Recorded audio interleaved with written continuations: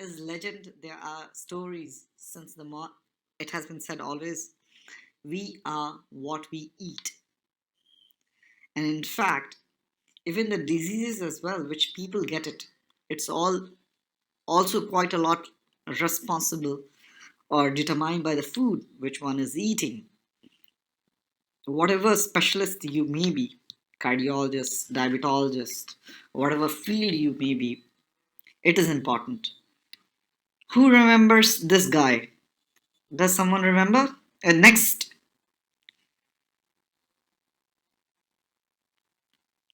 slide. So in this we can see some pictures. Does anyone remember who are these famous people actually?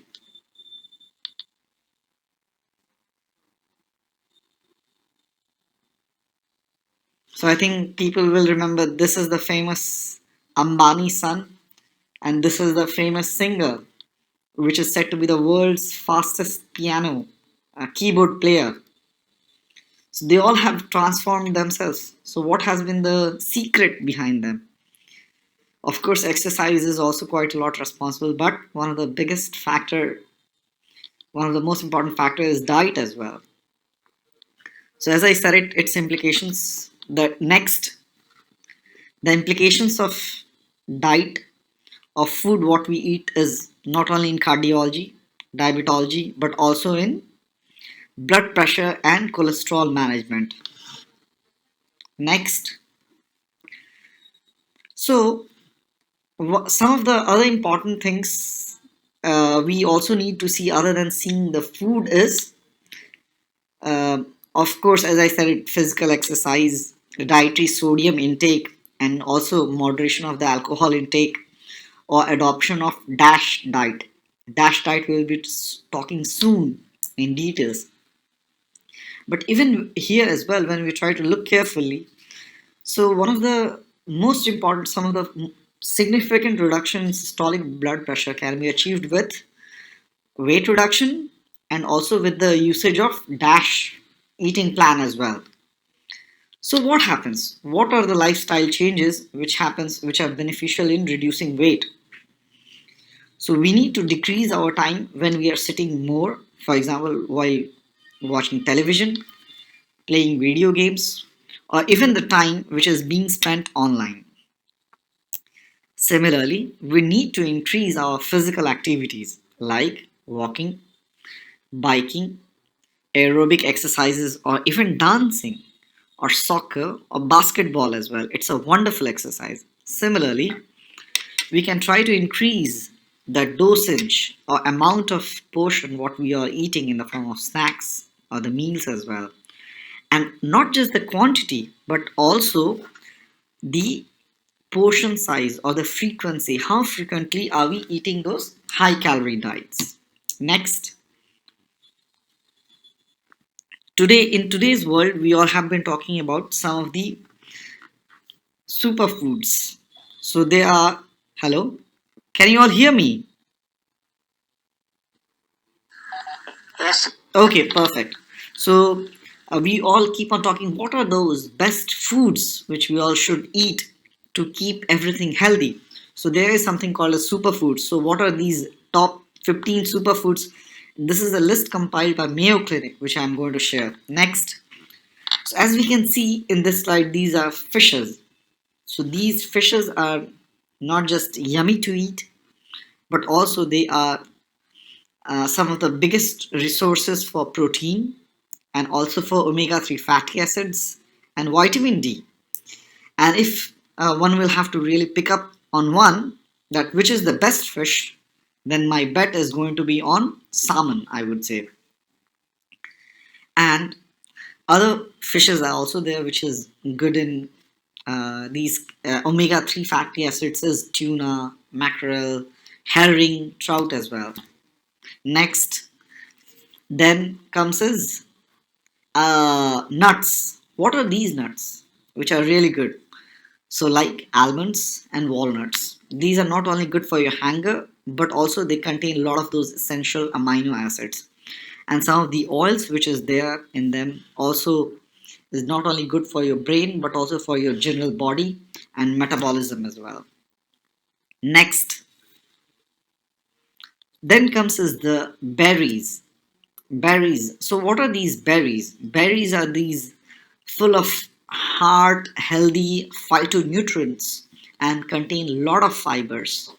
Especially among these, I would really mention about blueberries or strawberries, of Dr. course. Narendra, Yeah. sorry to interrupt. Doctor, is this the slide correct which I am showing? It is like a fish picture. Is it the one? No, no, no. Keep on going next. So right now we are talking about berries. You will see strawberry on the picture. Okay. Am I right? Yeah, strawberry which you see. Okay, okay, okay. Yeah, that is Okay, it. doctor. Okay. Because there are a lot of pictures and all, there will be no confusion. So you can keep on going to the next, as I said it. Once if I talk about something else, it is about next one. Okay.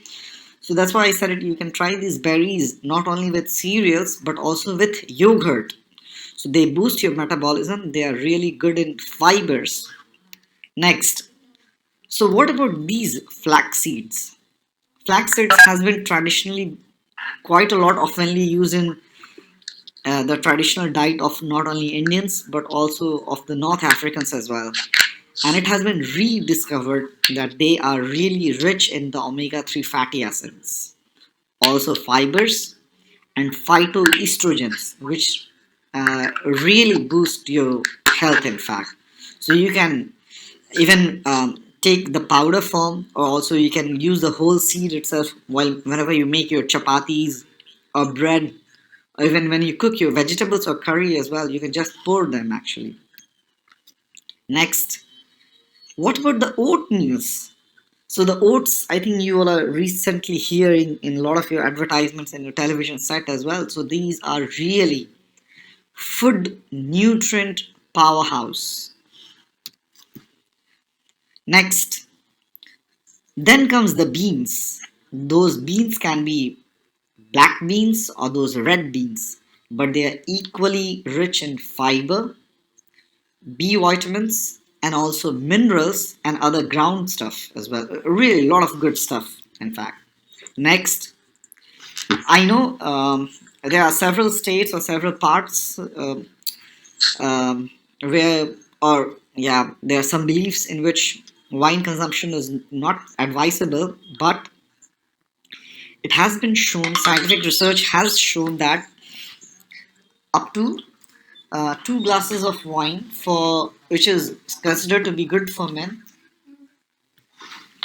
Just a second, just a second.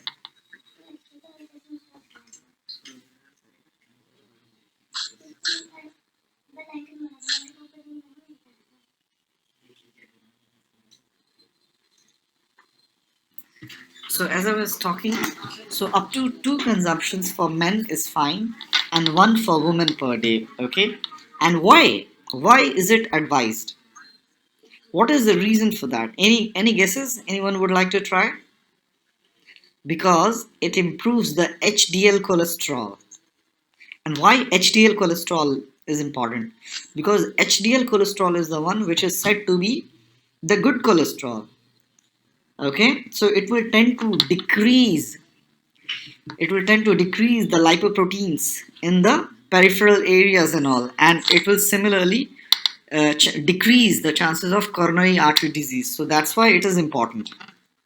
Next, so in this figure, what we can see is there are marinated tofu, and you can of course add them up with stir fry fresh vegetables, which can always be used for lunch or dinner. So these marinated tofus are pretty popular, although in Japan, but I would really advise it can be used over here as well. So next, what do we see in this figure? So these are a lot of those colorful vegetables, right?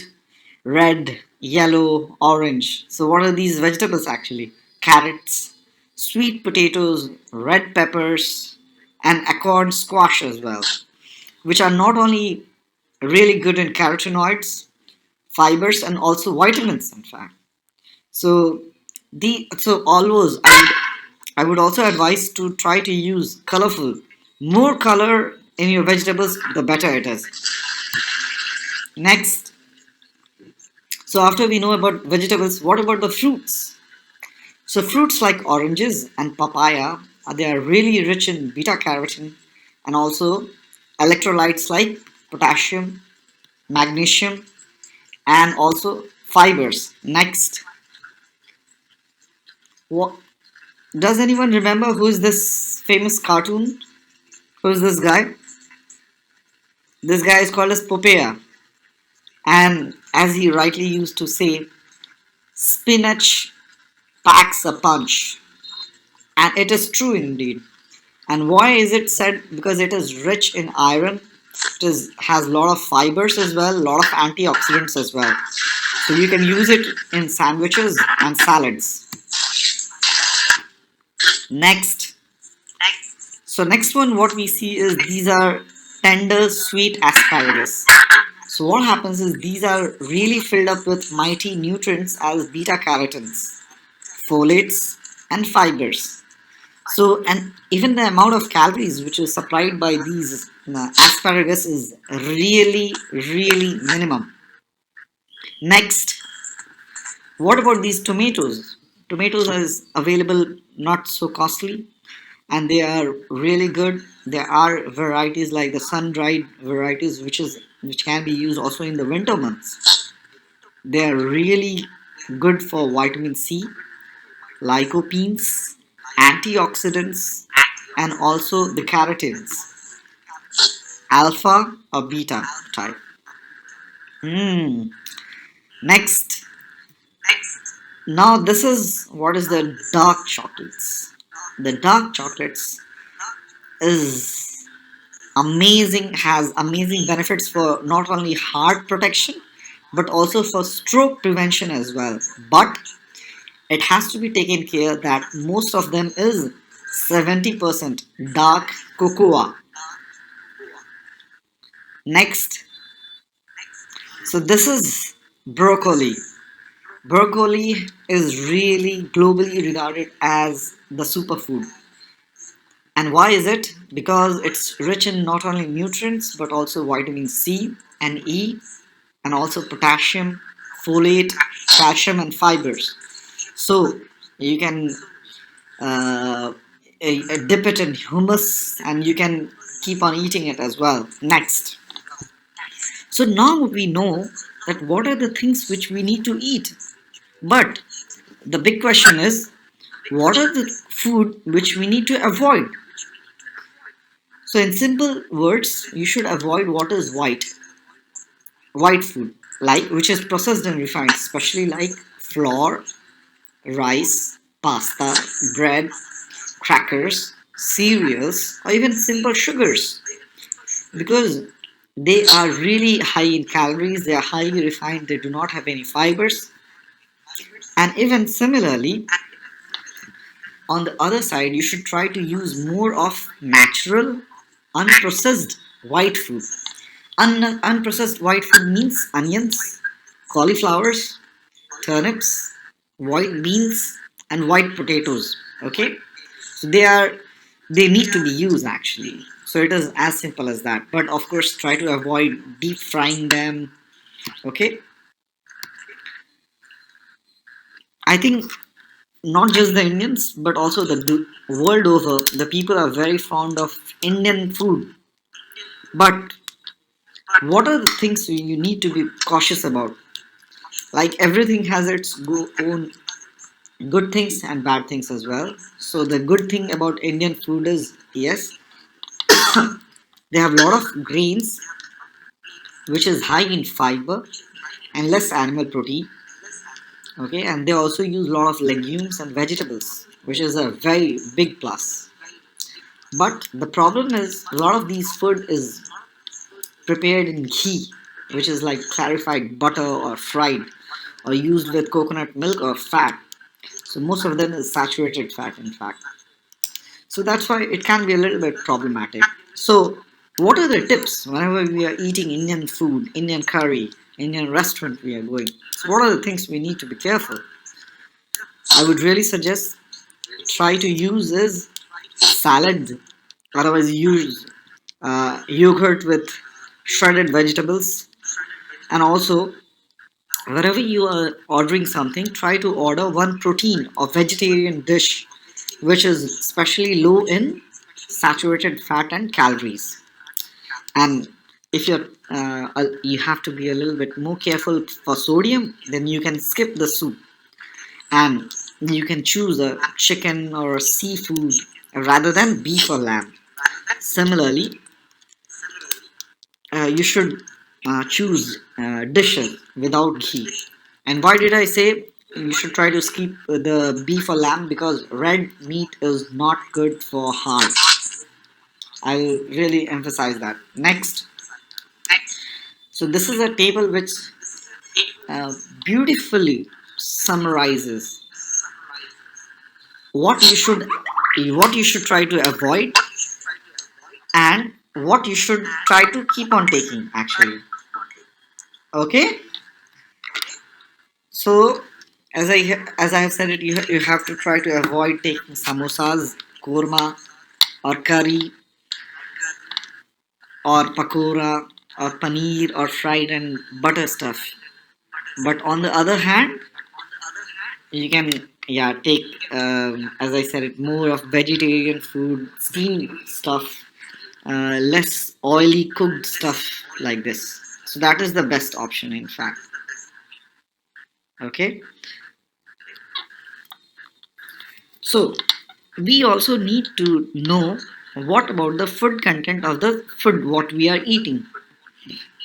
So there are a lot of food which is really high in sodium. So what are those foods stuff? So if we come across fish or meat which is smoked, so something like smoked turkey or smoked salmon, there it's not really good. Otherwise, some of these uh, sardines or fishes which is stored in high saline water or tomato juice, in fact, the stored ones, in fact. Similarly, there's frozen or canned peas or canned spinach, canned carrots. So they contain a lot of salt. So I wouldn't advise any of these, especially for what kind of patients. If you are trying to talk about a chronic renal failure patient or even to a hypertension patient. And the other commonly used ones which we use in our day-to-day life is potato chips, salted crackers, similarly biscuits, pancakes, even the people who are really fan of McDonald's. Okay, so these are also those our idlis, soya sauce, cheese as well. It's really high, but even on a natural basis as well, there are a lot of food which can contain high amount of sodium, which we need to be careful. And what are they? As we can see in this figure, apples, avocados. Avocado is also one of the wonder foods. Actually, it's really awesome and amazing thing. Actually, mangoes as well, pineapple, bananas, papaya as well can have pretty high amount of sodium naturally. So next time, whenever you go to the supermarket, whenever you're trying to do a shopping, I would really suggest you to read those labels. So what does it contain? How much milligram of sodium does it contain? How much milligram of potassium does it contain? To make it a simple understanding, a teaspoon salt contains almost 6 grams, okay, which is around 2.4 gram of sodium. And our recommended dietary allowance is around 2.5 gram of salt, not more than that. Next, so as we can see in this figure is about egg yolk or egg white. It's a very this slide has been taken from the Harvard. It's a big confusion thing. Is egg good for our body or not? So let me tell you, one an egg a day does not increase your risk of heart attack or stroke or any other cause of cardiovascular disease. But however, it is said no more than 3 eggs per day, per week actually, is better, especially if you have diabetes or if you have some other heart problems as well. And yes, a lot of times what happens is, what do you eat those eggs with? So, for example, if you're eating it with butter, ham, jam, it makes a big difference. But of course, if you're eating it with salad or nice stuff and all, so it's always really good, and it is pretty helpful, in fact. Next, what about lean meat? There's a lot of confusion. Is lean meat good or not? So what happens is, lean meat. What is lean meat actually? Is meat with relatively low fat content. So, for example, like skinless chicken or skinless turkey or red meat is better, okay, rather than the whole meat, in fact. Because what happens is, the fat on the pork chop contains almost two-thirds of the fat. So that's why skinless portion is always better. Even if you're trying to eat meat, you should try to eat with the loin part or the round part. And why is it? Because they contain less fat, and that's why it is much better. And red meat you should try to avoid. Why is it? Because it contains more of cholesterol and saturated fat, okay, compared to the white meat. And similarly, the boneless chicken or turkey is some of the best because they contain much more high amount of protein. Next, one of the other key questions is always about tea. What about the tea? So I would always say it like this: tea should be advised, but up to 2 to 3 cups a day, not more than that. And why is that? Because tea contains really good amount of antioxidants. It is less stronger compared to coffee. They also reduce your risk of heart attack and stroke. And green tea, especially, does reduce your weight gain as well. It protects your bone, boosts your immunity, and also helps for cancer. And that's why this slide is specially for the green tea lovers. So the green tea has a lot of antioxidants, and they have really wonderful effects on the brain, decreasing the cancer risk as well, and incredible benefits, in fact, and also reduce the risk of infections and also improve the dental health. So, in fact, there are some studies which showed that it may also reduce the blood sugar levels. So that's why it also is beneficial for the diabetic people as well. So similarly, then the next question is always about, after tea is coffee. What about coffee? How good is it? So they are not only energy boosters, but they also have a liver protection mechanism, and they also help to prevent depression, skin cancer, diabetes, prostate disease, Parkinsonism, or even Alzheimer's as well. Similarly, after sodium is important, but what about the potassium? So we need to understand that potassium deficiency may cause hypertension, bone loss, or even kidney stone disease as well. So the best thing is, if you are eating 3 portions of potassium, eat 1 portion of sodium. Okay. So what are the natural fruits or natural things which is rich in potassium?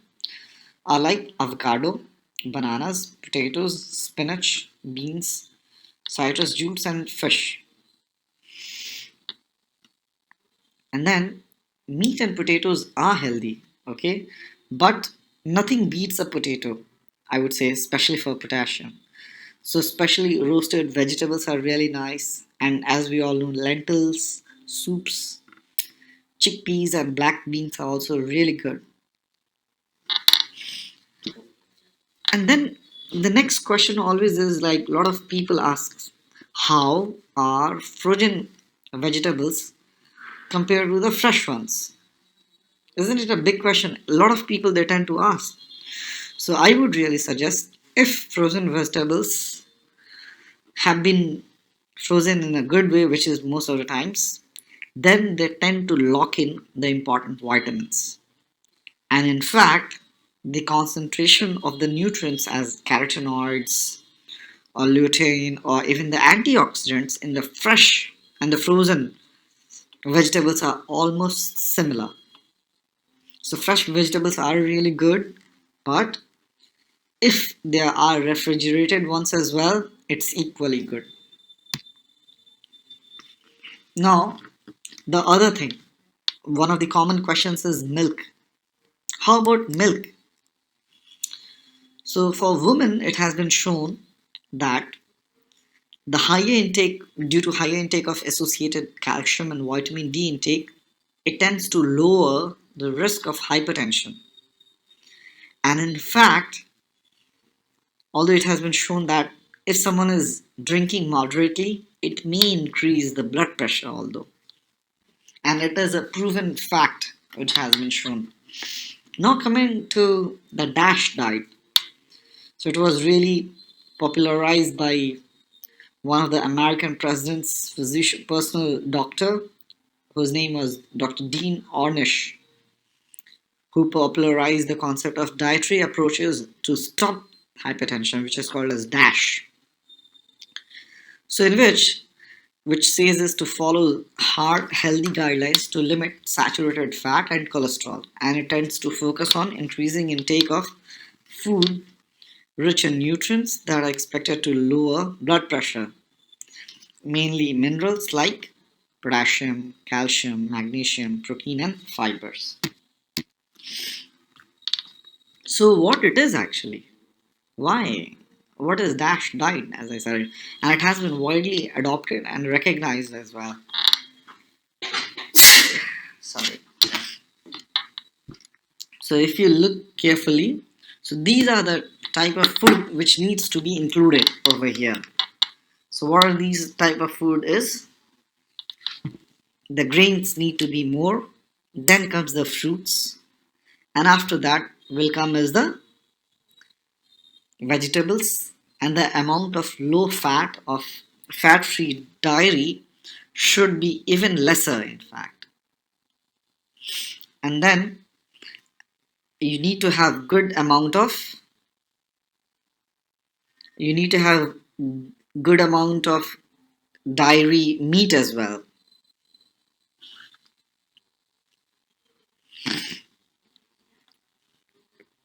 To give you a sample of the how it looks like, so this is how it looks like your table if you are trying to follow a dash diet. So for example, when you are trying to have a dash diet of 1600 calories, this is how it should be looking like if you can see it on your screen, the different food items and all. I don't want to go into too much details because we need to focus on a lot of other topics as well. So this is how, as I said, it looks like it needs to the dash diet contains of grain, vegetable, fruits, the non-fat milk, the oil and seeds and sweets as well. Why am I showing this important figure? There has to be a reason for that if I'm showing. So for example, I know in different parts of in different a lot of regions where coconut oil and palm oil is widely used. So, but what has happened is this article from Freeman came in Jack 2017 where they said it coconut oil is high in saturated fatty acids and raise cholesterol. So you should try to avoid it. But similarly, virgin coconut oil may have some beneficial effects, but it is not the best. So that's why, on an overall basis, the best things are green leafy vegetables, plant based proteins, and 30 grams serving of nuts per day is really good. And I had said it berries with more than 3 servings per week is really great. And yes, Yeah, Sir, which oil will be good, sir? I would say extra virgin olive oil. It is the best. Olive oil is the best.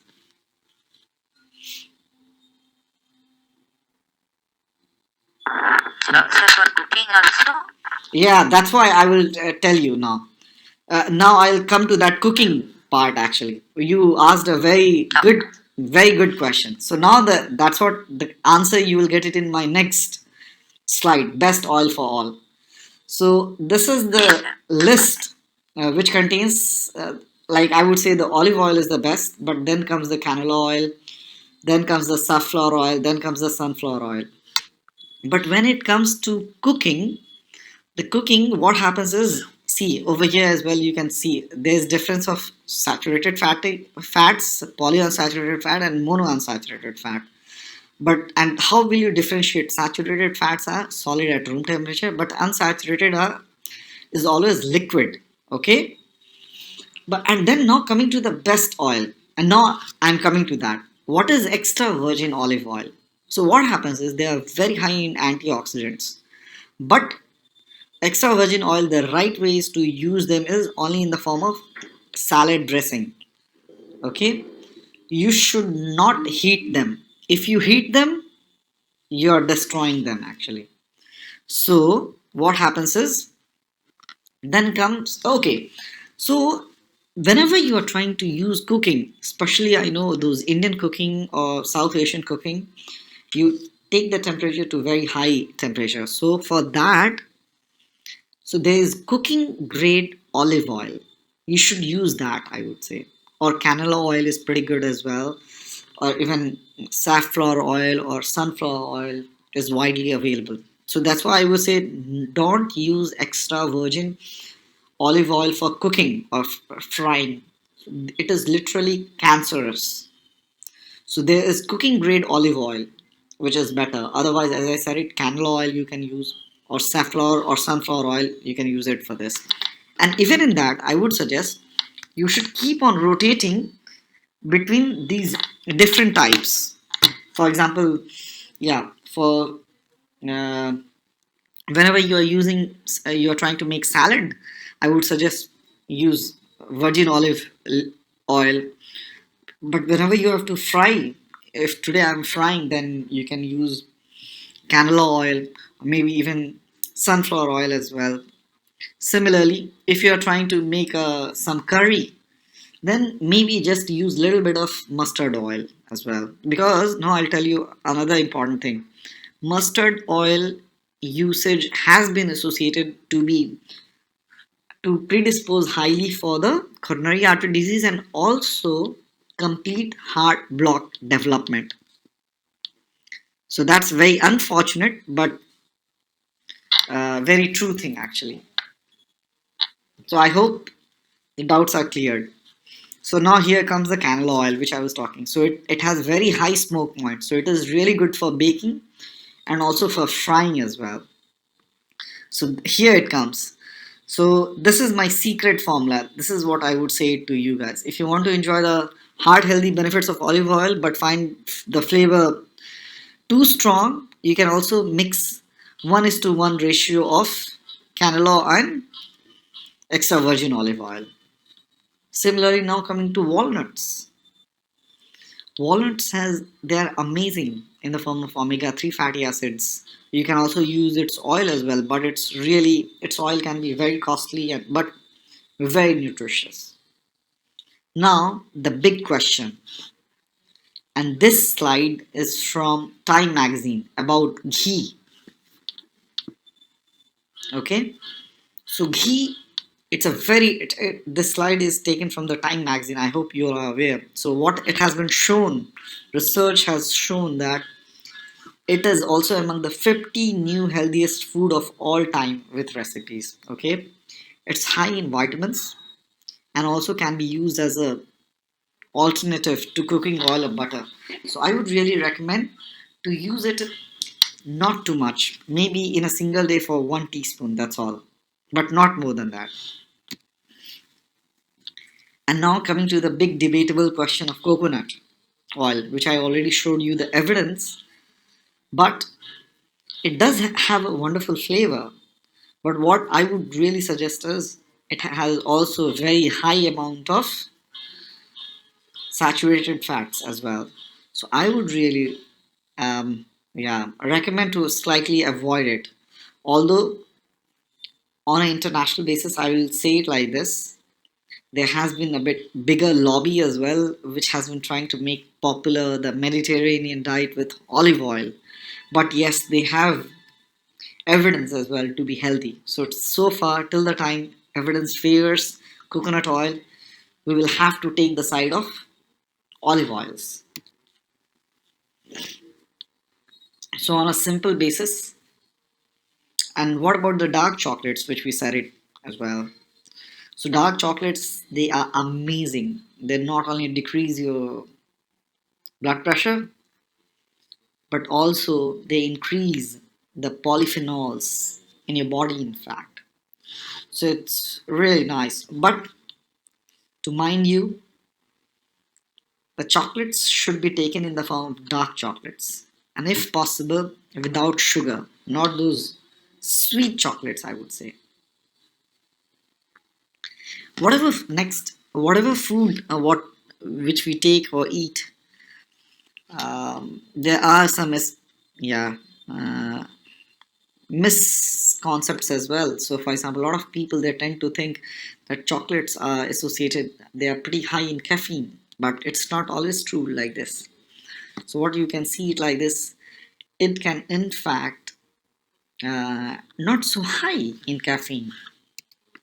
Then similarly, it's not even so high in saturated fat. But I would really suggest if you're using really sweet chocolate, yes, of course, the calories will be pretty high. And it is a good source of magnesium, copper, iron, and zinc. One of the other things I would say is remember there's difference between chocolate and candies. Chocolate is the one which is made of the dark ones and from cocoa, not the one with sugary candies. Okay, a lot of people, especially to the kids, we always say like this that no that they will always also be making is they make cavities. So, but how do cavities are formed? We need to understand that cavities are formed when the bacteria in the mouth is able to metabolize the sugar and starch from whatever diet you are taking. So, what happens is, so whenever you eat anything, they will be able to make acid, and this acid then eats the enamel of the teeth, which will be causing the cavity. So, whatever you eat, if you are having a good oral hygiene, there will be no problem at all. Never. So, this is another big misconception that chocolates cause acne, which is, of course, not at all true. And you know it now. Why? Even about the weight gain, as I said it always matters. What are you eating it with? Is it having too much of sugar? Then, yes, the problem will be there. And now, one of the newer concepts is about paleo diet. What is paleo diet? So, paleo diet is what they have said it is you need to eat like a caveman in the sense, and what will happen is you tend to become leaner and there's less chances for diabetes, heart disease, cancer, and all this. So, in the sense, the diet contains too much of high protein, very high fiber, and which will make you lose weight without cutting the calories. So, that is what is the paleo diet concept. And yes, you can eat eggs, nuts, and all these all. So, if I am asked to summarize whatever we are eating, so what we can see is eat the nuts, seeds, healthier oils including olive oil and maybe coconut oil in traces. But what are the foods which you have to avoid?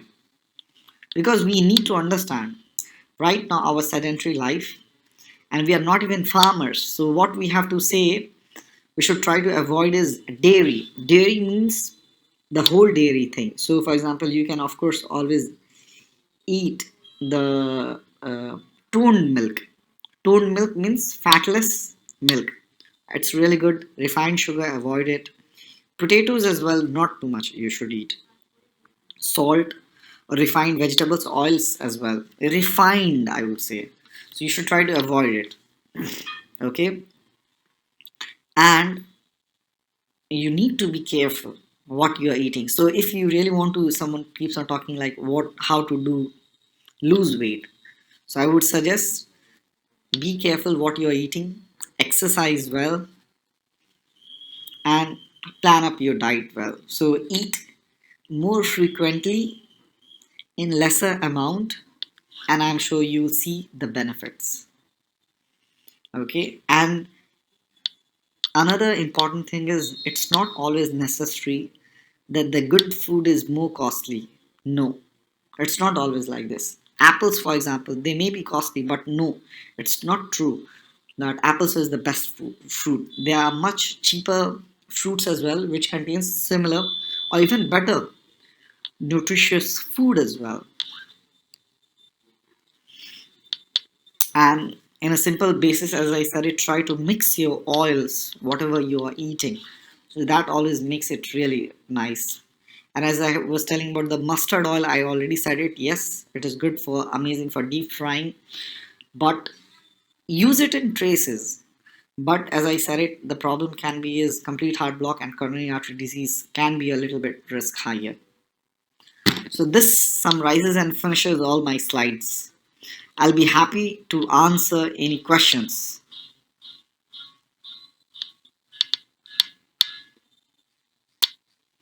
Do you all have any questions?